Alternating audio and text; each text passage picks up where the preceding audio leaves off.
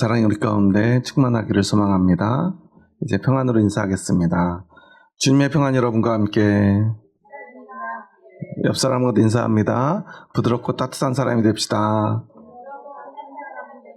겸손한 사람이 됩시다.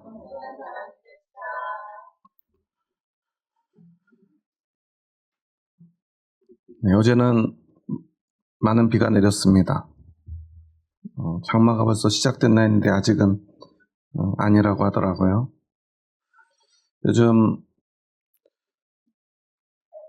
월드컵이 계속되고 있는데 여러분들 어떻게 경기를 좀 보셨나요? 2002년도에는 정말 뜨거웠는데요. 요즘은 그런 뜨거움이 조금은 식어져 간 것 같아요. 저는 그 2002년도에 저기 지방에 살고 있을 때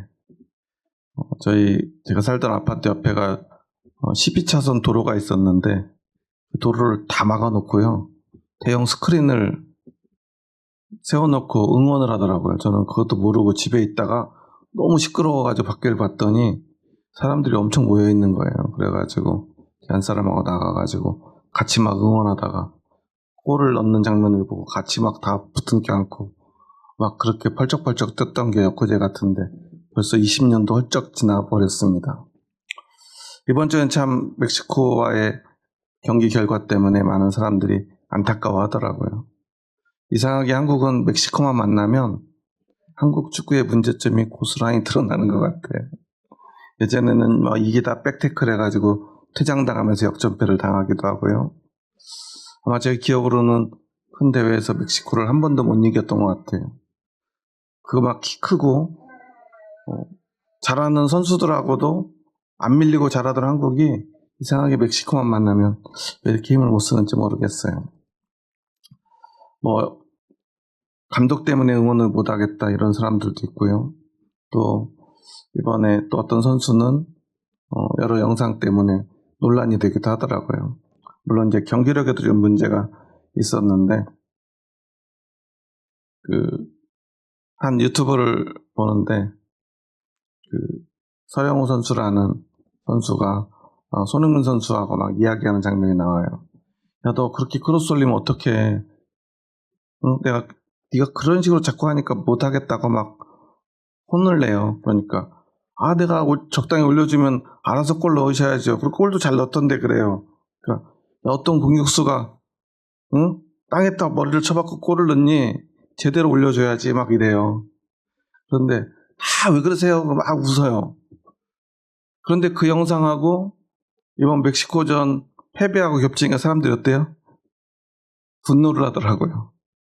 저런 정신머리니까 경기를 졌지. 그 모양 그러지. 또 박주영 선수가 막 혼을 내더라고요. 야, 너 크로스 높게 올리라고 그랬지. 그러니까 갑자기 이 선수가 그래요. 이런 얘기 하지 말라고. 자꾸 내가 주눅 든다고. 그러니까 막 기소거까지 섞으면서 막 무슨 똥같이 글을 올린다고 하니까 그런 얘기 하지 말라고. 나 좋은 얘기만 해줘야지. 잘했다 해야지 하면서 막 웃어요. 주눅들게 하지 말라고. 사실 할 만한 얘기고요. 나중에 이제 그 얘기를 했던 박지영 선수가 자기 영상이 이렇게 나갈 줄 몰랐다고. 나 사실 그 선수랑 친하다고 막 이렇게 해명까지 하더라고요. 그런 사람들은요, 그 경기에서 실망스러운 경기력을 보여준 선수를 향해서 막 화를 내요. 선배들이, 더군다나 세계적인 선수들이 그렇게 진지하게 조언하면 좀 진지하게 받아들이고 좀 반성하고 열심히 했어야지. 저런 생각이니까 경기를 그렇게 했지 하고 사람들이 막 분노하는 거예요. 원래는 사실 굉장히 잘하는 선수예요. 다른 경기들을 보면 실력 있는 선수고요. 심지어 성격도 좋고요. 얼굴까지 잘생겨가지고 사람들의 관심도 많이 받았던 선수예요. 그런데 이제는 완전히 대역죄인이 됐어요. 물론 제가 보니까 감독이 한 번도 그 선수가 소화해보지 못한 전술, 그리고 그 선수가 원래 팀에서 하던 자리가 아닌 다른 자리에 선수를 기용하다 보니까 어려움이 있었던 것 같아요. 본인도 그런 얘기를 해요. 한 번도 3백을 해본 적이 없는데 쓰리백에서 윙을 맡다 보니까 어렵다고. 그런데요, 그럼에도 불구하고 그 선수는 국가대표 선수죠. 국가대표 선수는요, 그냥 내가 좋아하는 축구 경기 한 경기 친구들하고 이 놀이터에서 하는 축구 경기가 아니고 모든 국민들 앞에서 경기를 하는 거잖아요. 그러면 어때요? 그 경기 결과에 대해서는 그 국민들의 이 판단을, 평가를 받을 수밖에 없어요. 그게 싫다면, 그 무게를 견딜 수 없다면 그 자리에서 내려와야 되는 거예요. 얼마나 많은 선수들이 그 자리에 한번 서보고 싶어서 자신의 인생을 바칩니까? 열심히 노력하는 곳이 아니에요. 자신이 그동안 해왔던 모든 것들을, 모든 힘을, 모든 노력을 다 쏟아붓고 최선을 다한 후에 최고의 결과를 내고 그것에 대해서 평가받아야 되는 자리예요. 너무 어린 선수가 감당하기에는 너무 힘든 평가의 자리일 수 있지만 스스로 그 평가를 받기 위해서 그곳까지 달려가지 않았겠습니까? 저는 이러한 모습들을 보면서 우리의 믿음에 대해서 다시 한번 생각하게 돼요. 너무나 많은 그리스도인들이요, 믿음을 너무 하찮게 여기는 것 같이 느껴질 때가 많아요. 물론 우리 교회가 그렇게 믿음을 가르쳐 왔죠. 예수님만 믿으면 천국 간다고 말이죠. 물론 절대로 틀린 말은 아니에요. 여러분도 예수님만 믿으면 천국 간다고 믿으시죠? 안 믿으시는 분 계신가요? 아마도 그런 믿음이 있기 때문에 여러분이 이곳에 있으리라고 저는 믿습니다. 아멘. 그런데 우리가 사용하는 어떤 그 단어가 주는 뉘앙스 때문인지 우리가 그 믿음을 너무 쉽게 생각해요. 예수님만 믿으면, 뭐만 하면은 쉬운 거예요, 어려운 거예요? 그거 정도는 해야지, 그것만 하면 되는데 우리 보통 이럴 때 만을 사용하잖아요. 그러다 보니까 우리가 언제부터인가요? 예수님이 되게 작아졌어요. 예수님만 믿으면. 여러분, 예수님 믿는 게 쉬워요? 서울대 가는 게 쉬워요? 어떻게 더 쉬워요? 여러분, 예수님이 더 중요해요? 서울대가 더 중요해요? 정말이십니까? 그런데 왜 한국교회 수많은 안수 집사님, 권사님들은 자기 자녀들이 교회 가서 예배 드리는 것보다 학원 가는 걸 더 중요하게 여기죠? 제가 아는 수많은 전사님들이요, 고등부를 맞기 싫어해요. 너무 괴롭대요. 시험 기간 되면요, 제일 먼저 안수 집사님, 권사님들 자녀들이 교회를 안 온대요. 그래가지고, 야, 너 왜 교회 빠졌어? 그럼 엄마 바꿔준대요. 받아보면 엄마가 권사님이세요. 우리 아이가 지금 공부하고 내년부터 열심히 하겠습니다. 그런데요. 그럼 뭐가 더 큰 거예요? 예수님이 큰 겁니까? 대학이 더 큰 겁니까? 대부분은요, 처음에는, 집안이, 가정이 안 믿는 가정이라 주일에 교회 나오기가 힘든가 보다. 고3 수험생이니까. 그런 생각을 하고 이렇게 전화를 하고 신방을 하다 보면 오히려 안 믿는 가정 아이들은 자기 신앙으로 엄마하고 싸워서라도 열심히 나온대요. 그런데 아이들 입장에서도 우리 엄마가 권사님인데 교회 가지 말고 학원 가라고 그러면 어떻게 해야 돼요? 엄마가 다 생각이 있겠지. 믿음이 있으신 분인데. 이런 생각이 안 들겠어요? 그런데 지금 우리나라 교회 현실이 그래요. 물론 다 그러지 않겠죠. 그런데 너무나 많은 사람들이 그런 이야기를 할 때는 분명 문제가 있다는 사실이에요. 우리가 일하는 것도 중요하고요. 인생의 성공을 위해서 달려가는 것 너무나 중요합니다. 우리가 인생을 포기할 수는 없잖아요. 먹고 살아야 되잖아요. 여러분, 예수님이 중요합니까? 돈이 중요합니까? 물론 예수님이 중요하다고 말씀하시겠지만 우리가 돈 없이 살 수 없잖아요. 집 없이 살 수 없잖아요. 어떤 게 더 크냐라고 가지고 저울질하라는 게 아니에요. 우리가 조금 더 깊이 생각해 봐야 된다는 거예요. 나의 신앙은 무엇인가 말이죠. 오늘 예수님은 우리에게 굉장히 엄중한 말씀을 주세요. 오늘 본문에서 누구든지 사람 앞에서 나를 시인하면 나도 하늘에 계신 내 아버지 앞에서 그를 시인할 것이요. 누구든지 사람 앞에서 나를 부인하면 나도 하늘에 계신 내 아버지 앞에서 그를 부인하리라. 하늘에 계신 내 아버지 앞에서 예수님이 나를 부인한다는 것은 어떤 의미예요? 어디 가는 거예요? 지옥 가는 거예요. 하나님 아버지 앞에서 나를 시인한다는 건 어떤 의미예요? 천국 간다는 거예요. 사실 예수님은요, 분명히 우리에게 구원이 무엇인가를 이렇게 말씀해 주셨어요. 그런데 우리는 이런 말씀 듣고 싶지 않아요.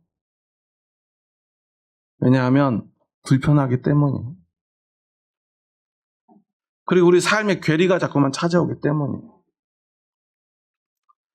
그래도 요즘은 법적으로 주일에, 휴일에 학교 가는 게 금지돼 있죠.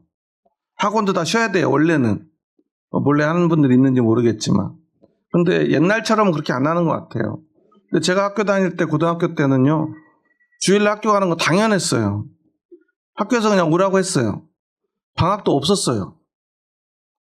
수련회 가려고 그랬더니요, 고3 때 수련회 간다고 그러니까요, 결석 처리한대요. 선생님 방학인데요? 출석 일수가 제가 분명히 있는 걸로 알고 있는데 방학인데 결석 처리를 어떻게 합니까? 할 수 있대요. 그래가지고 할 수 있는지 없는지 시험해 보려고 수련회를 가봤어요. 어떻게 됐을까요? 물론 다행히 결석 처리는 안 되더라고요. 왜냐하면 진짜 그 출석 일수가 아니니까. 그런데 학교 가서 무진장 맞았죠. 그리고서는 그때부터 특별 감시 대상이 되었어요. 특별 관리 대상이 되는 거죠. 그게 당연하던 시절에, 주일날 회사 가는 게 당연하던 시절에, 그때 그리스도인들은요, 거의 목숨을 걸고 교회에 가서 예배드려야 했어요. 그런데 그때가 어떤 시절이죠? 우리 한국의 교회가 눈부시게 부흥되던 시절이에요. 교회가 부흥될 때를 보면요, 지금보다 교회 다니기가 훨씬 어렵던 시절이에요. 회사 다니던 직장인이요, 교회 가려면 진짜 잘못하면 회사에 잘릴 각오라고 교회를 다녀야 했어요. 요즘은 장사하시는 분들도 오후 3시가 되면 브레이크 타임 이런 거 있잖아요. 그리고 몇 요일은 쉽니다 이런 거 붙여놓는데 옛날에는 그런 거 없었어요. 하루라도 쉬면 장사가 망하던 시절이에요. 그런데 교회 다니는 사람들은요, 주일이면 문을 닫아야 했어요. 그런 사람들이 욕해요. 배가 불렀구나. 생계를 걸고 그리고 교회를 나가야 했어요. 그런데 신기하게 그때는 교회가 부흥되던 시절이에요. 그런데 지금은 어떻습니까? 주일날 회사는 웬만하면 회사 나오라고 안 해요. 돈을 거의 2배 줘야 되거든요. 똑같은 일 시킬 거 평일날 시키는 게 낫잖아요. 세상이 달라졌어요. 주일에 학교 가지 않아도 돼요. 그런데 고3들요, 교회 다니는 것 옛날보다 훨씬 더 어려워졌어요. 우리는요, 예수님을 믿기만 한다는 것의 의미를 자꾸만 오해해요. 예전에 한번 예수님, 나 믿습니다. 어떤 선교단체에서 이야기하듯이 영접 기도하면 구원받습니다. 여러분 영접 기도 해보셨죠? 안 해보신 분도 계신 것 같은데. 영접한다고 고백하고 기도하면 구원 받는데 한 번 구원은 변함이 있어요, 없어요? 없죠. 누가 그래요? 누가 그렇게 가르쳤죠? 물론 하나님의 선택, 하나님이 나를 선택하셨고 그 선택에 따라 내가 예수님을 주로 고백했다면 그 구원에는 변함이 없을 거예요. 그런데 여러분, 하나님 마음을 다 아시나요? 하나님의 결정을 여러분, 결정문은 혹시 확인해 보셨어요? 저는 아직 확인을 못 해봤어요. 아무도 확인할 수 없어요. 언제까지요? 하나님의 심판대 앞에 서는 그날까지. 우리는 그 결과를 확인할 방법이 없어요.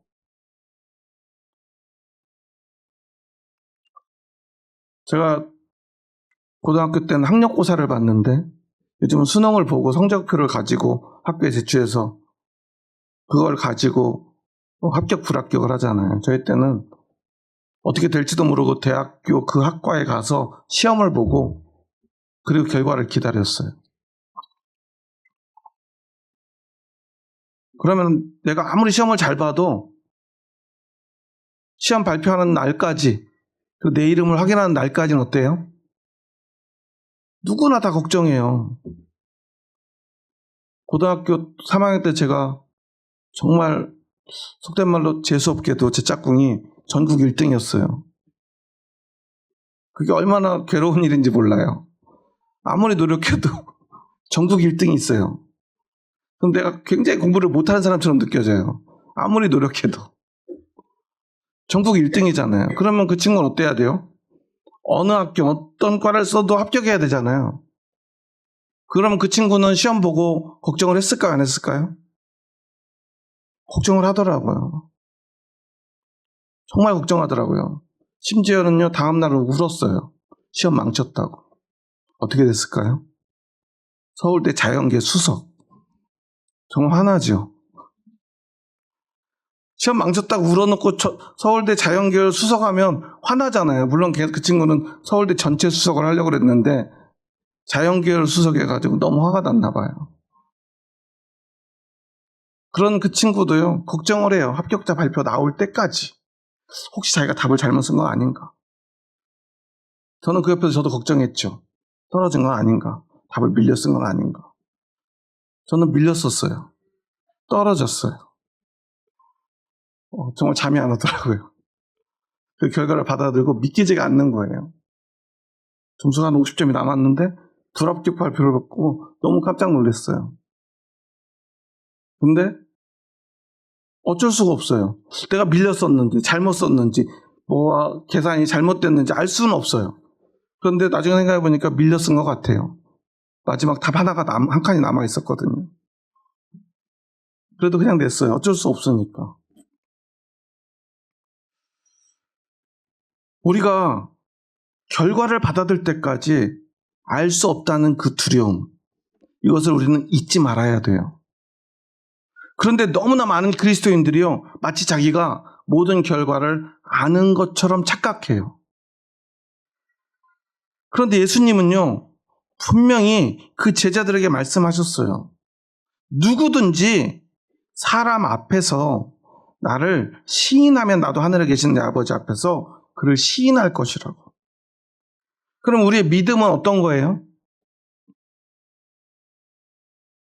죽을 때까지, 하나님의 심판대 가는 날까지 우리는 무엇을 해야 됩니까? 사람들 앞에서 시인하는 삶을 살아야 돼요.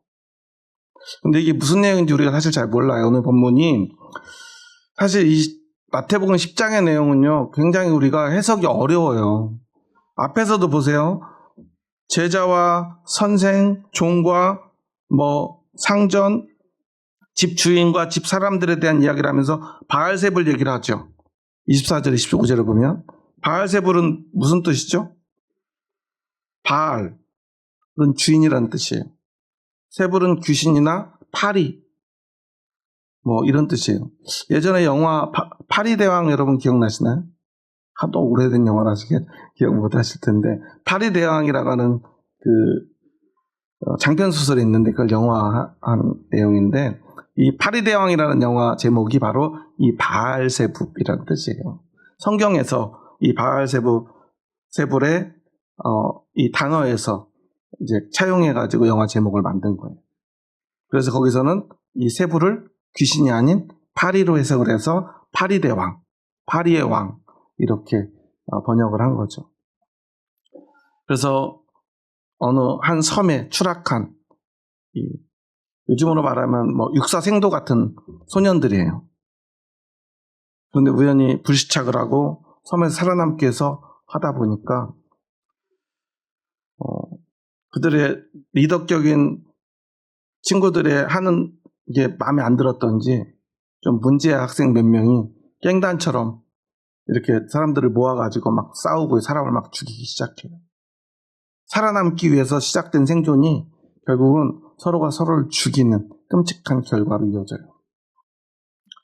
그래서 그런 공포, 두려움을 표현하기 위해서 제목을 파리대왕이라고 지었던 것 같아요. 그런데 예수님이 왜 이야기를 하셨는가?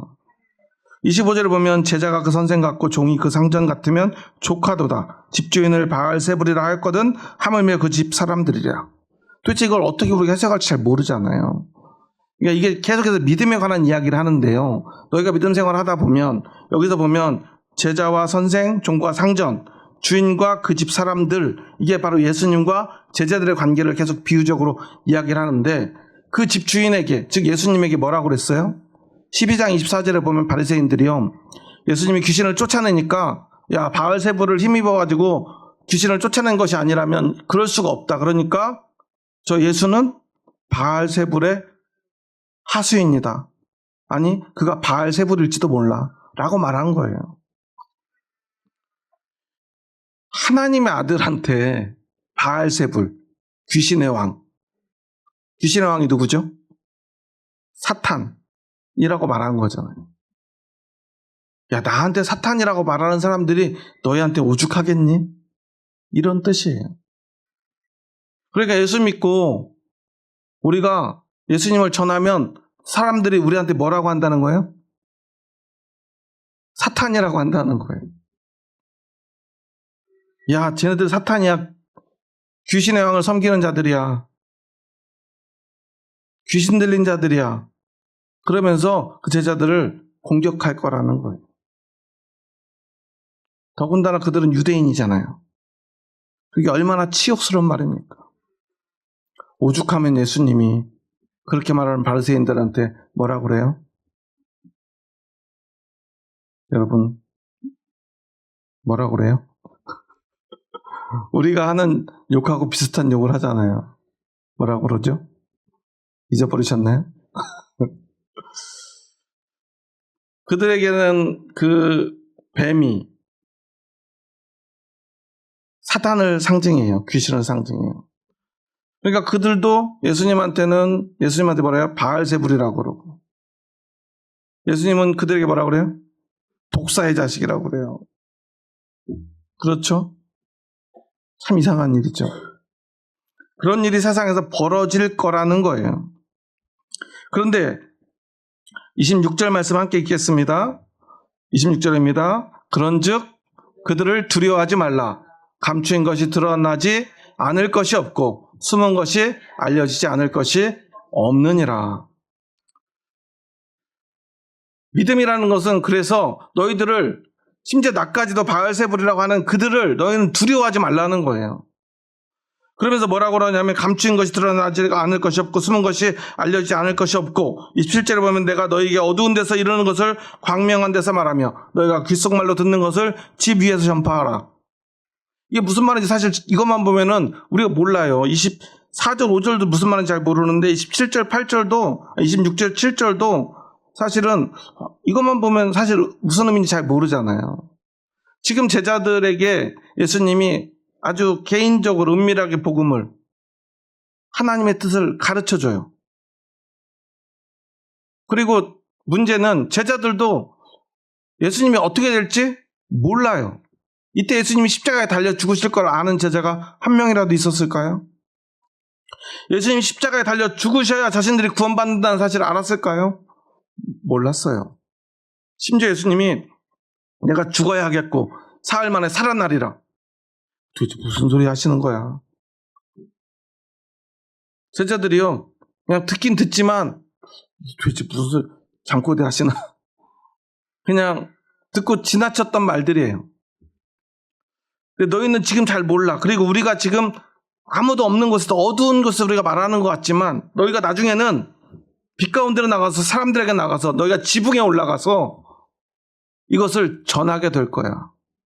이 말할 때 제자들 중에 이 말 알아들은 사람이 있었을까요? 아무도 없었어요. 바알셉을 얘기할 때 이게 무슨 소리인지 아무도 알아듣지 못했어요. 그리고 29절 30절에도 우리가 잘 아는 말씀이 나오죠. 참새 2마리와 머리카락에 관한 이야기예요. 함께 읽어보겠습니다. 참새 2마리가 한 아사리온에 팔리지 않느냐. 그러나 너희 아버지께서 허락하지 아니하시면 그 하나도 땅에 떨어지지 아니하리라.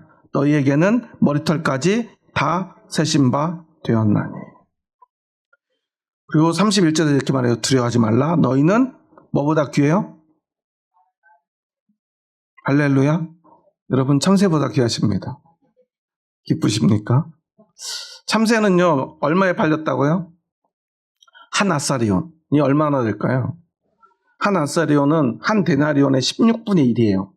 한 데나리온은 그때 당시에 노동자들이 일한 하루 품삯이에요.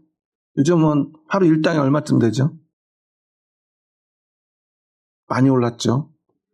제가 20대 때는 5만 원 받으면 많이 받았는데 요즘은 최소한 10만 원 넘게 받을 거예요.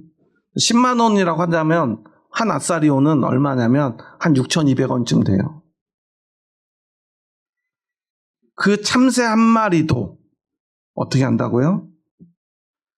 하나님이 그 참새 한 마리도 땅에 떨어뜨리지 않고 만약에 그 참새 한 마리가 떨어진다면 그것도 하나님은 다 알고 계시고 하나님이 허락하지 않으면 그런 일이 안 벌어진다는 거예요. 머리카락도 세신다는 거예요. 여러분 머리카락 셀 수 있어요? 머리카락 셀 수 있는 분들이 드물게 있죠. 그런데 그런 분이나 우리나 똑같이 어떤 사람이든 사실 머리카락은 매일 빠져요. 순간순간 매일 빠져요. 그렇게 빠져도 계속 빠져요. 저희 집에 청소를 아무리 해도 그래도 머리카락이 나와요. 저희 딸이 머리카락이 길어서 그런지 항상 머리카락이 차고 넘쳐요. 근데도 그 머리카락까지 세신데 이게 무슨 말이냐면 매일 바뀌고 매일 빠지고 매일 없어지는 그 머리카락도 세시는 하나님. 6,000원밖에 안 하는 이 참새 한 마리라는 건 뭐냐면 세상에 팔리는 것 중에 제일 싼 거를 의미해요. 제일 값어치 없는 거. 그 하찮은 것도 하나님은 지켜주신다. 그런데 이걸 우리는 어떻게 또 해석하냐면요. 하나님 참새 한 마리도 떨어뜨리지 않고 하나님이 허락하지만 그런 일 안 이루어져. 그러니까 옛날에 세월호 사건이 딱 터지니까 교회에서 뭐라고 그랬죠? 목사님들이 한결같이 그랬어요. 하나님이 세월호 그 배를 그 차가운 바닷속에 수장시켜서 이 민족에게 이 나라에게 경종을 울리고 우리에게 기회를 주시는 것이다라고 말했어요. 왜냐하면 이 말씀을 우리가 오해하기 때문이에요. 여러분 하나님이 그 배를 넘어뜨리고 바다에 가라앉히셨을까요? 이 말씀은요 그런 뜻이 아니에요. 머리카락도 세고 참새 한 마리도 하나님이 떨어뜨리지 않으면 허락하지 않으면 떨어지지 않는다는 것. 하나님이 이 작은 것 하나도 다 관여하시고 하나님이 다 주관하셔서 그 모든 것 하나까지도 하나님이 다 책임이다. 그런 뜻입니까? 우리가 자꾸만 하나님의 말씀을요, 하나님의 섭리를요, 이상하게 왜곡시켜요. 누구에게 유리하게 왜곡시키냐면 나에게 유리하게 내 편리한 대로 하나님의 이 섭리를 왜곡시켜요. 그러니까 그런 나쁜 일이 벌어지면 누구 탓하면 돼요? 하나님 탓하면 돼요. 우리의 구원도 누구 어떻게 하면 돼요? 하나님 탓하면 돼요. 우리는 장로교죠. 예정론을 믿습니다. 예정론이 어떤 의미죠? 하나님이 미리 예정하시고 선택하시고 구원하신다는 거예요. 그럼 우리가 예수님 안 믿는 건 누구 탓이에요? 하나님 탓이에요. 칼빈이 과연 그렇게 예정론을 고백했을까요? 아니에요. 예정론은 그런 의미가 아니에요. 우리가 물론 그 이론을 지금 복잡하게 얘기할 수 없지만 오늘 예수님이 하신 말씀을 통해서 우리가 생각해 봐야 될 것은 참새 한 마리도 머리카락 한 털도 하나님을 이렇게 귀하게 여기시는데 기억하시는데 하물며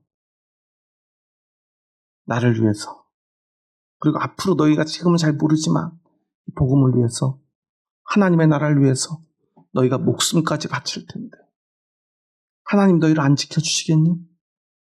너희를 사랑하지 않겠니? 물론 너무나 괴롭고 힘들 거야. 그런데 그 모든 순간에 하나님이 너와 함께 하실 거야. 그걸 잊지 마. 예수님은 그 말씀을 하시는 거예요.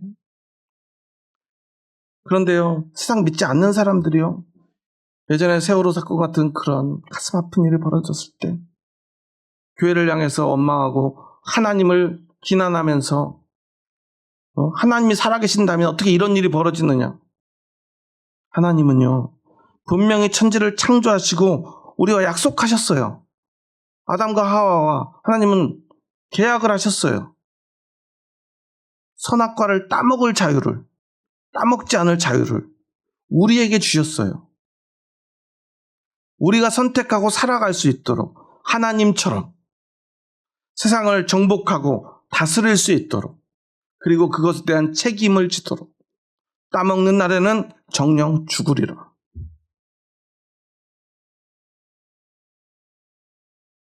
사탄이요 하와에게 물어요. 하나님 뭐라고 하시더냐? 하와가 뭐라고 그러죠? 선악과를 먹으면 죽을까 하노라 라고 말해요. 분명히 예수님은 죽을 확률이 몇 프로라고 말씀하셨죠? 100% 정녕 죽으리라 그랬어요. 그런데 갑자기요 사탄이 물어보니까 죽을지도 모른대. 확률이 몇 프로가 되냐면 50%가 돼요. 사탄이 그러니까 뭐라고 대답해줘요? 절대 안 죽어. 확률이 몇 프로가 돼요? 0%가 돼요. 이게 사탄이 우리를 유혹하는 방식이에요. 그리고서는 모든 책임은 누구한테 돌려요? 절대 안 죽을 거야. 걱정하지 마. 그러니까 먹어보니까 안 죽어요. 하나님이 알아서 하셔. 괜찮아. 하나님 너희 만들었는데 죽이겠니? 아니 죽으면 어떻게 돼요? 하나님이 죽였네. 이게 사탄이 하는 유혹이라는 능력이에요. 우리를 자꾸만 유혹해요. 하나님을 원망하게 만들어요. 하나님 책임으로 돌리게 해요. 우리에게는요 권리만 있고 책임이 없다라고 자꾸만 속삭여요. 하나님의 섭리와 하나님의 예정을 잘 생각해보면 이런 거죠. 하나님이 전지전능하신 분입니다. 모든 걸 물론 하실 수 있고요. 다 아시는 분이에요. 하나님 마음대로 하실 수 있죠. 하지만 사람들에게는 약속하셨어요. 우리에게 스스로 선택할 수 있는 자유를 주시겠다고. 그 선택에 대한 책임을 질 수 있는 자유를 주시겠다고. 너희가 이걸 먹지 않고 나와 함께 평안하게 즐겁고 행복하게 영원히 살 수도 있고 이거 먹고 너희가 죽음의 길을 선택할 수도 있다고. 그런데 우리는 기꺼이 선택했죠. 죽음의 길을. 그리고 오늘도 우리는 그 선악과를 먹는 선택들을 매일매일 하며 죽어가고 있습니다. 그런데도 하나님은 끊임없이 우리를 설득합니다. 다시 돌아와야 한다고. 그래서 처음에는 율법을 주셨어요. 말씀을 지켜보라고. 하지만 우리는 지키지 못했습니다. 그러니까 이번에 아들을 보냈습니다. 아들의 손을 잡고 나에게 오라고. 사람들은 그 아들까지 죽여버립니다. 하지만 하나님은 그 아들의 피로 우리를 구원할 새로운 문을 여셨어요. 그건 바로 믿음입니다. 예수 그리스도의 십자가가 그냥 모든 인류를 구원하는 것이 아니라 세상에 없던 문을 하나 만들어 주신 것이 된 거예요. 그래서 우리는요 그 예수를 믿으면 이제 살 수 있는 거예요. 제자들도 몰랐어요. 하지만 예수님은 끊임없이 이야기합니다. 너희는 그 문을 열고 나와 함께 하나님의 나라로 가자. 그런데 그 가는 길은 온갖 박해가 함께 할 거예요. 나에게 바알세불이라고 했던 자들이 너희에게도 바알세불의 제자들이라고 말할 거야. 너희들을 감옥에 가두고 매를 때리고 너희를 죽이겠다 협박하고 실제 죽이기도 할 거야. 하지만 너희는 세상에 나아가서 두려워하지 말고 하나님이 이 참새 한 마리도 지키는데 너희를 지켜주지 않겠니? 그래, 너희는 그 믿음을 가지고 누구든지 사람 앞에서, 어떤 사람입니까? 너희를 박해하는 사람들 앞에서 나를 시인하며 살아가야 돼. 그럼 나는 하나님의 심판대 앞에서 너희를 시인할 거야. 너희를 반드시 구원해 줄 거야. 28절 말씀 함께 읽습니다. 28절입니다. 몸은 죽여도 영혼은 능히 죽이지 못하는 자들을 두려워하지 말고 오직 몸과 영혼을 능히 지옥에 멸하실 수 있는 이를 두려워하라. 여러분, 하나님을 사랑하십니까? 어떻게 사랑하십니까? 하나님은 우리를 몸과 영혼까지 영원토록 죽음에 이르게 하실 수 있는 분이에요. 우리를 완전히 멸망시킬 수 있는 분이에요. 그런 하나님이 자신의 아들까지 보내서 십자가에 달려 그 모진 고통과 그 피로 우리를 구원하시려고 우리에게 그 사랑을 보여주신 분이에요. 그럼에도 여전히 우리를 완전히 소멸시킬 수 있는 분은 하나님밖에 없습니다. 세상은 우리를 죽이겠다고 위협합니다. 인간이 가진 가장 근원적인 두려움, 그것은 죽음에 대한 두려움이에요. 여러분, 죽음 앞에 서보신 적 있나요? 남자들은 군대 가서 처음 죽음의 두려움 앞에 설 때가 있어요. 수류탄 투척할 때. 저도 수류탄 투척하는 훈련하다가 그 파편에 직접 맞지는 않았는데 떨어지는 파편에 막 머리에 이렇게 맞은 적이 있어요. 하필이면 줄을 잘못 써가지고 제 앞에 보통 군대 고문관이라고 하는 친구하고 바로 같은 이제 군대 배정을 받아가지고 수류탄 훈련하는데 제가 너무 걱정이 되는 거예요. 이 친구는 반드시 실수한다. 어떻게 됐을까요? 진짜 수류탄을 정말 영상에서만 보던 그 앞에서 떨어뜨렸는데 저는 뒤에 줄 서 있었거든요. 조교와 같이 진짜 그 막 구덩이수로 그 순간에 뛰어내리는 그 순간이요. 지금도 안 잊혀져요. 그리고 나서 진짜 막 그 한 1, 2초의 시간이 지나고 굉음이 울리고 하늘에서 막 그 흙더미들이 막 쏟아져 내리는데요. 진짜 그 짧은 시간이 얼마나 길게 느껴졌는지 몰라요. 더군다나 저는 한겨울에 군대를 갔거든요. 그러고 나니까요, 이 흙이 떨어지니까 안심이 되는 거예요. 흙이 떨어진다는 건 내가 살았다는 거잖아요. 설마 그런 일이 진짜 저한테 일어날 줄 몰랐는데 그런 일이 실제로 일어나더라고요. 그리고 나서 제가 다음에 던져야 돼요. 손이 바들바들 떨리는 거예요. 다행히 멀리 잘 던져가지고, 원래 강에다 던졌는데 강이 다 얼어가지고 얼음 위에 던졌더니 막 얼음이 막 튀더라고요. 그런데 한번 죽음에 대한 두려움이 생기면 자꾸만 우리가 머뭇거리게 되죠. 사실 우리가 세상의 모든 두려움의 근원은 이 죽음 때문이고 죽음에서부터 기원한 거예요.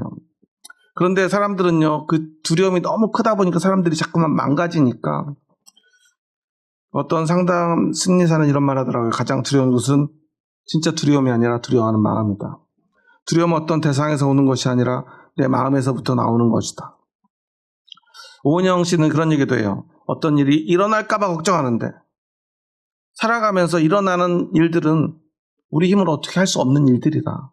자연스럽게 일어나는 일이니까 그냥 받아들이고, 걱정한다고 우리가 못 막는다.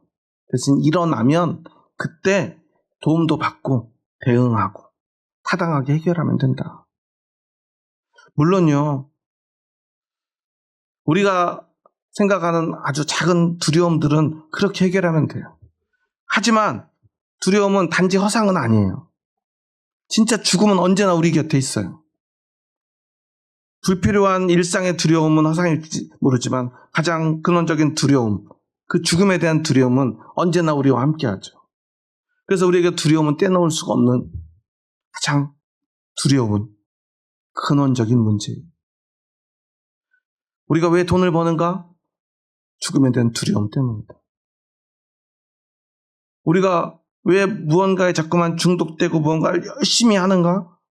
죽음에 대한 두려움 때문이다. 죽지 않으려고. 나 혼자만이 아니라 내 가족들도 죽지 않게 하려고. 지켜주려고 돈을 벌어요. 열심히 일해요. 성공하려고 그래요. 그런데 그 두려움이라는 것을 한 번만 우리가 살펴보면요. 우리가 무엇을 두려워하는가 생각해 볼 수 있어요. 우리는 우리가 가장 중요하게 생각하는 것을 두려워합니다. 내가 가장 중요하다고 여기는 걸 우리는 두려워해요. 그것이 깨지고 망가지고 잃어버리게 될까봐.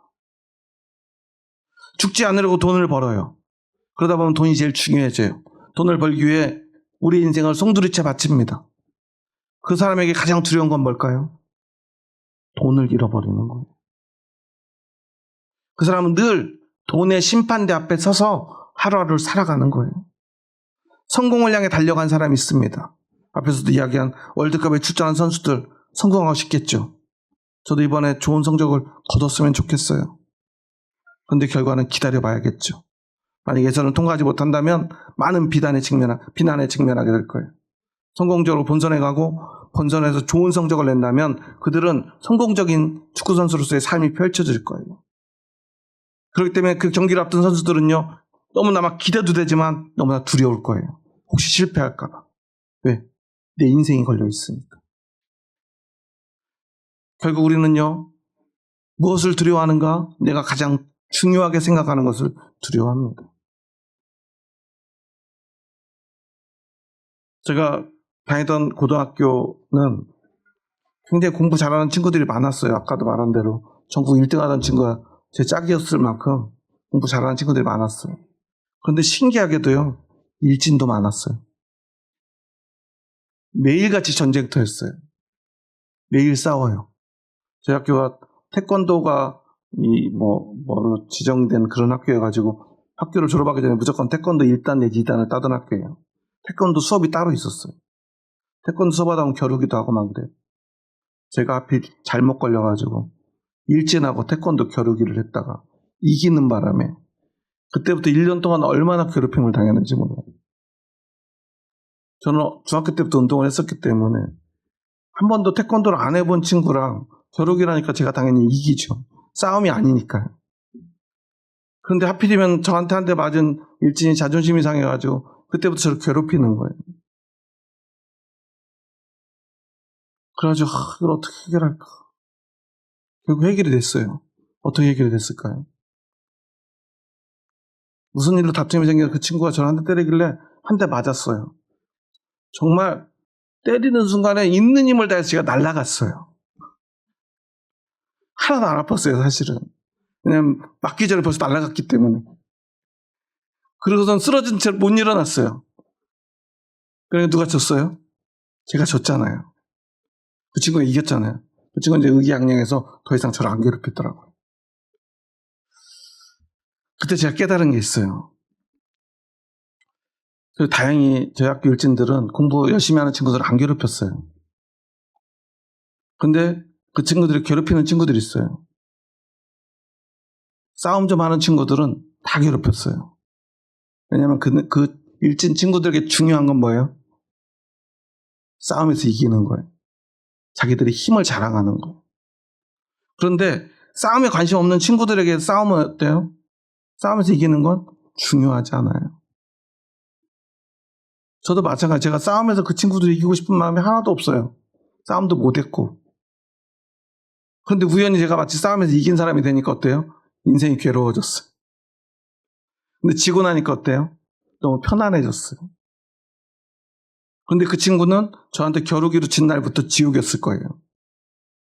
요즘 말로 찐따한테 일진이 지면 어떻게 돼요? 창피하잖아요. 결국은요, 자기에게 중요한 일 때문에 우리는 괴로워해요. 두려워해요. 일찍은요, 싸움에 지는 게 괴로울 거예요. 두려울 거예요. 근데 공부하고 싶은 친구는요, 싸움에서 이기든 지든 그건 중요하지 않아요. 얘가 성적이 떨어지는 게 두렵죠. 공부하고 싶으니까, 좋은 대학 가고 싶으니까. 돈을 벌고 싶은 사람에게는요, 돈이 없어지는 게 제일 중요해요.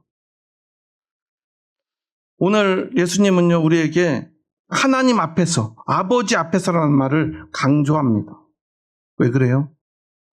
그것이 우리의 최종적인 심판대, 그리고 날마다 우리에게 주어지는 심판대이기 때문에 그래요. 그런데 아버지 앞에서, 아버지 하나님의 그 심판대 앞에서 날마다 사는 사람들은 세상에서 가장 중요한 게 그 하나님의 심판대입니다. 그러면 세상 사람들이 너를 죽이겠다고 협박해도 우리는 그건 중요하지 않아요. 그런데 반대로 돈의 심판대가 가장 중요한 사람은 어때요? 그게 가장 두려워요. 돈을 잃어버리는 것이. 성공의 심판대 앞에 날마다 서는 사람은 어떻습니까? 성공이 가장 중요한 사람에게 가장 중요한 것은 그 성공의 심판대예요. 사람들의 평가가 가장 중요한 사람들에게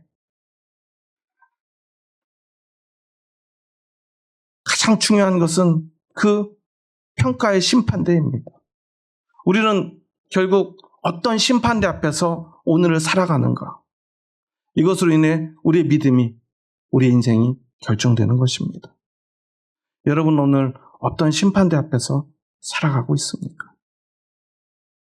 돈의 심판대입니까? 성공의 심판대입니까? 세상의 심판대, 평가의 심판대 앞에 우리는 서지 말아야 합니다. 여러분에게 믿음이 있다는 말입니다. 믿음은 그저 한번 믿습니다, 고백하는 게 아닙니다. 날마다 하나님의 심판대 앞에 서서 살아가는 거예요. 그리고 우리는 믿는 것입니다. 내가 이렇게 하나님의 심판대 앞에서 사느라 사람들 앞에서는 박해를 받고 무시와 멸시와 천대를 받고 심지어 가난해지고 병들어도 나는 하나님 앞에서 심판받는 이것이 가장 중요해 라고 고백하며 오늘을 살아가는 거예요. 그래서 예수님은요 34절에서 우리에게 이런 말씀을 마지막으로 주십니다. 함께 읽습니다. 내가 세상에 화평을 주러 온 줄로 생각하지 말라. 화평이 아니요 검을 주러 왔노라. 여기서 화평은요 예수님이 이 땅에 가지고 오신 전 우주적 화평, 영원한 하나님 나라의 화평이 아닙니다. 세상에서 살아남기 위한 화평이에요. 거짓된 화평, 팍스 로마나 힘과 권력 앞에 굴복함으로 우리가 살아남는 화평을 이야기합니다. 하지만 예수님은 그런 화평을 주러 오신 것이 아니고 나는 검을 주러 왔다. 이 검은 정확히 말하면 불화입니다. 세상과 불화하는 것, 세상과 잘 지내는 화평이 아니라 세상과 맞서 싸우는 그 불화, 그 검을 주러. 너희는 그 검을 들고 세상과 맞서 싸워라. 그런 사람만이 하나님의 심판대 앞에서 나의 시인을 듣게 될 거예요. 하지만 세상과 한 번도 싸워보지 않은 사람, 세상과 화평을 위해서 하나님의 심판대를 쳐버린 사람들, 내가 하나님 앞에서 너를 부인할 수밖에 없어. 내가 아무리 입술로 믿음이 있단 말해도 결국 내가 어떤 심판대 앞에 섰느냐 그거에 따라 나는 너를 이야기할 수밖에 없어. 여러분은 어떤 사람이 되길 원하십니까? 여러분 한번 생각해 보세요. 하나님의 심판대 앞에 섰는데 그 옆에 계신 예수님이 나를 부인한다면 저는 제 아내의 죽음 앞에서 삶이 무너지고 모든 것이 끝난 것 같은 두려움이 밀려올 때 제가 제 마음을 붙들 수 있었던 단 하나의 힘은 믿음이었습니다. 제 믿음이 아니라 제 아내의 믿음이었습니다. 그래. 내 아내는 지금 우리 눈에 보기에 가장 불행한 결말, 그 죽음 앞에 섰지만, 하지만 그 믿음이 가장 기쁘고 행복한 결말. 하나님의 심판대 앞에서 예수님이 시인하는 그 믿음.